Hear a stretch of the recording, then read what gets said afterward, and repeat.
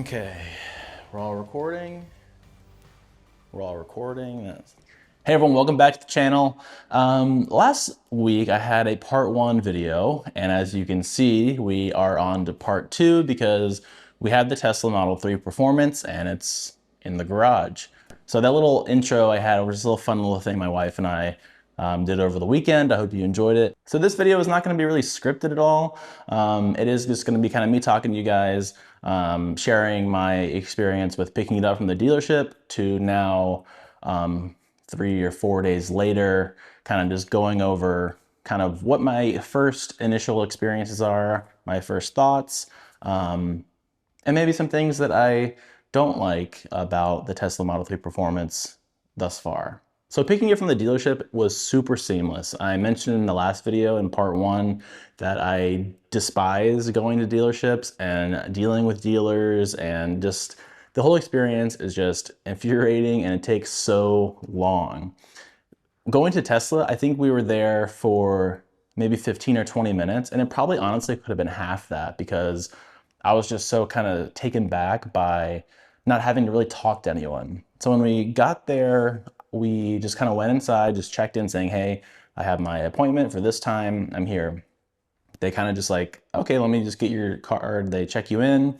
They give you the key cards that you need because your phone obviously is not paired to the car yet. And then they just take you out into the showroom or in the parking lot, depending on where your car is.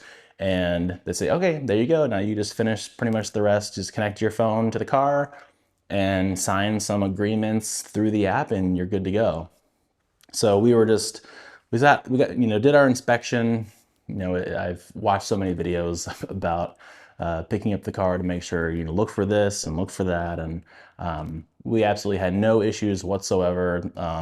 Everything was great on the car, in the car. There was nothing thus far to report.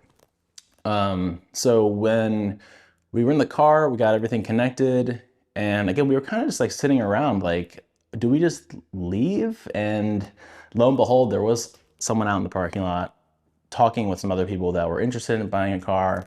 And we kind of just went up to them and like, hey, you know, we signed all the agreements, we have everything connected, or can we just go? And he was like, yeah, I mean, that was pretty much it. So right off the bat, that experience was phenomenal. Again, super quick, super easy.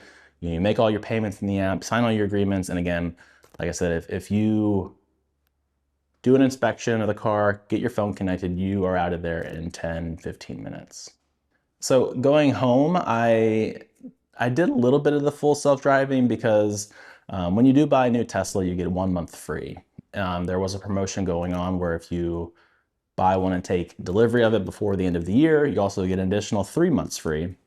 However, I saw in my app that I actually had 5 months. I guess maybe there was an extra promotion in there somewhere that I missed, or maybe because I used a referral, maybe that gave me an extra month. But anyway, I did a little bit of that on the way home. I was still kind of nervous. I didn't want to give it complete control. So I had it on, but I was, you know, very cautious, and I ended up taking it off about halfway through because it was darker and there was a lot of traffic on the highway.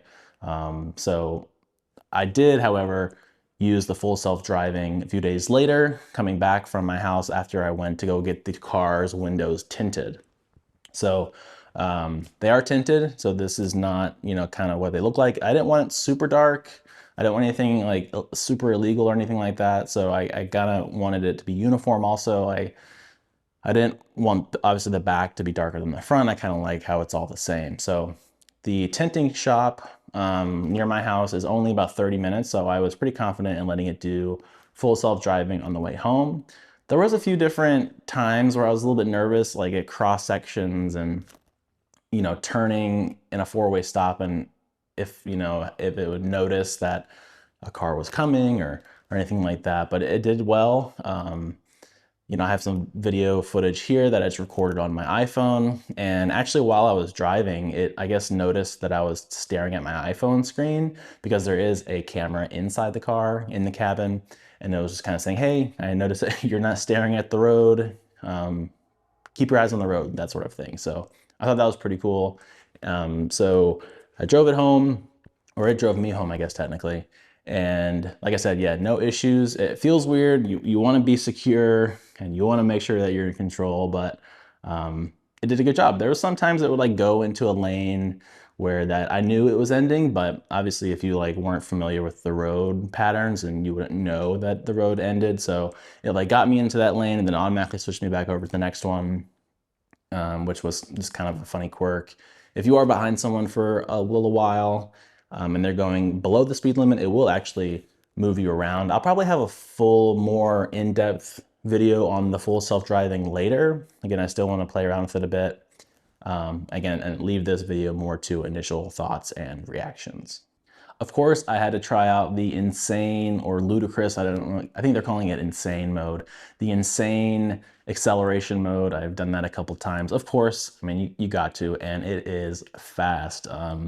We have a family friend who has a Mercedes SL 550 or something, AMG, I don't know, a pretty fast car, and a gas car, of course. And she was just blown away from me just launching off 0 to 60 super fast. And it definitely feels like a roller coaster. And again, it's super impressive. And I don't want to do it too much because I know it can have some issues on the tires, and these are already performance tires, and you know, would I get like 20,000 miles on them? So I don't want to do it too much, but it's definitely a fun thing to do every now and then, or if you have some friends and you want a little party trick, I guess. The interior, again, is solid. The seats have really nice bolstering. So if you are in there and you feel like you are supported, and it's super comfortable and it doesn't feel stiff at all. I was a little concerned about it being stiff because the seats are more like kind of bucket, sporty performance style.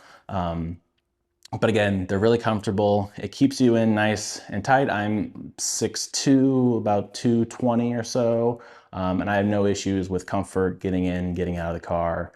If you were to sit behind me, it might be a little tight just in terms of comfort, because I sit a little bit further back probably than most people. I probably could sit a little bit more forward, but I just kind of like being a little bit further back. And so again, the back seat, it's not super tight. I don't think if you were sitting behind me on a road trip or whatever, you'd be uncomfortable.